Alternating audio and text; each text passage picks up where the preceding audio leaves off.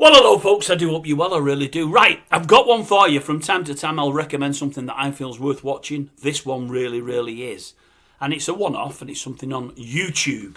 And honestly, folks, if you get a minute, go and have a watch of it. It's well worth a watch. It all concerns the old Diddy Daddy Doddy. You know, old Sean. Sean, I keep calling him Coombs. Am I supposed to pronounce it Combs? I think I am. There's no double O, is there? Sean Combs. I don't mind getting it wrong because I don't like the fella anyway. And it's not just because he's on trial. I've never liked him anyway. He's one of those folk that everything is on trial for. I can believe it's true, although obviously we don't know. It's got to go through, is it due process? I think that's what they call it. Anyway, I'm flicking through YouTube today and I noticed two names side by side. Prince and Sean Combs. We'll go with Combs. Sean Combs. And I'm thinking, I've got to see that. Anything to do with Prince, I'm all into. I'll have a listen to that. Anyway, I think this has been reported in the press, but I don't know how I've missed it because I've not seen it at all. I believe on day 3 of the trial, I think there are more than 3 days in now, there was an audio tape played to the jury. And it was played, well, to the whole courthouse, if you like. And it's Prince's voice talking about Diddy Daddy Doddy.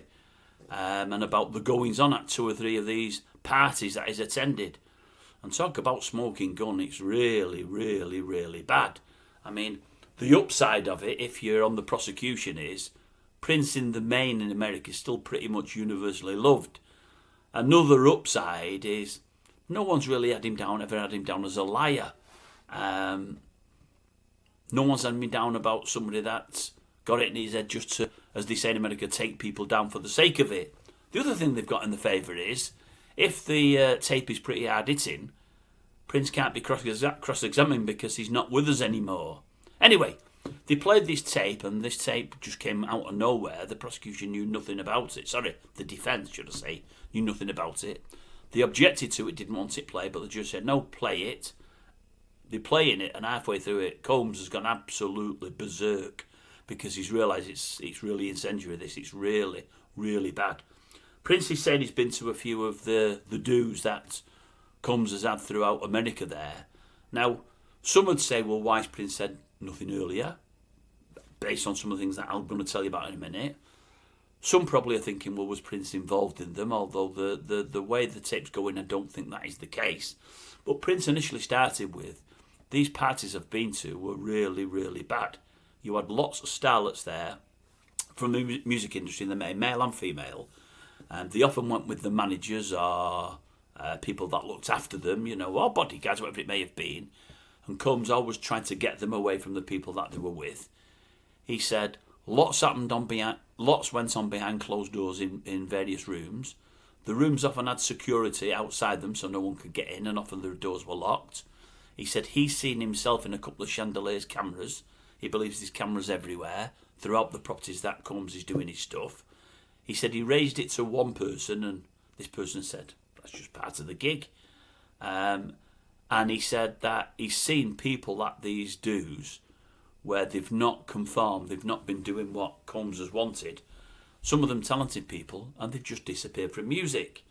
Now, Prince has said, as you're listening to this tape, he said, what I want somebody to do is, if I happen to die, and people hear this tape, I want it to go to the right sources, either the press or straight to the police.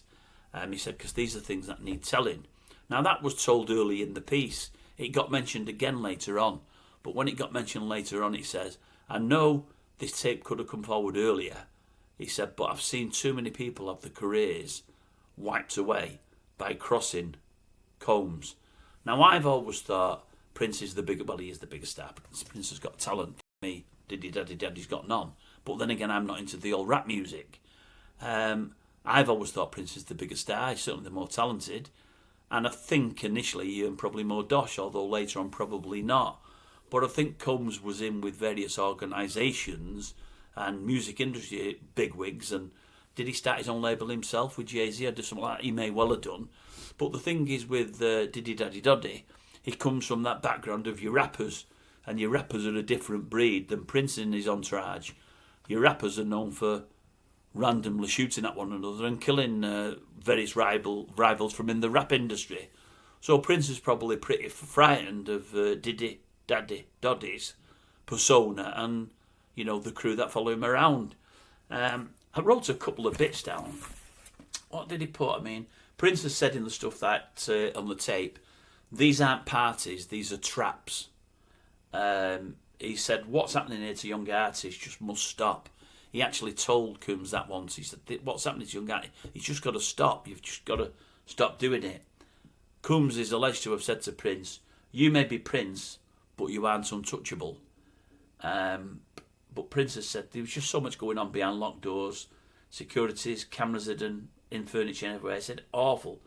Anyway, the thing is on, it's a channel called What's My Star Worth. It's called What's My Star Worth. It's a 20-30 minute thing. I think it's voiced by AI. I'm pretty sure it's an AI thing, although I've heard this thing before. They do some things on various movie stars, and some of the info they have is pretty good. This is very good. They said it came out on day 3.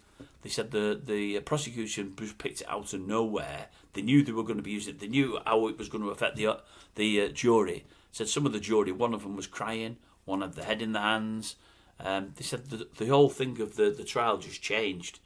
I would imagine, from what I've heard today for this piece and what I've been heard in that court, I would imagine there's nowhere to go other than Diddy, Daddy, Doddy being found guilty. Because I think that is, although there's probably a long way to go in the trial, that is the real nail in the coffin that will crucify him. I would suggest. I mean, I might be wrong, but I would suggest. But Prince is saying other things there. He's also saying he's got 3 or 4 other bits of information, and he's passed these 3 or 4 other bits of information to 3 people he trusts. So now I think the prosecution is trying to find who that is with. The prosecution are also saying they'd like to get court papers, to look in Prince's vaults. We've heard of these Prince's vaults, and he's supposed to have untold amounts of music in there. They're saying he may have much, much more than that. But the bit that shocked me, as I say, was Prince's fright. Prince was really frightened. That wasn't the only threat of Diddy.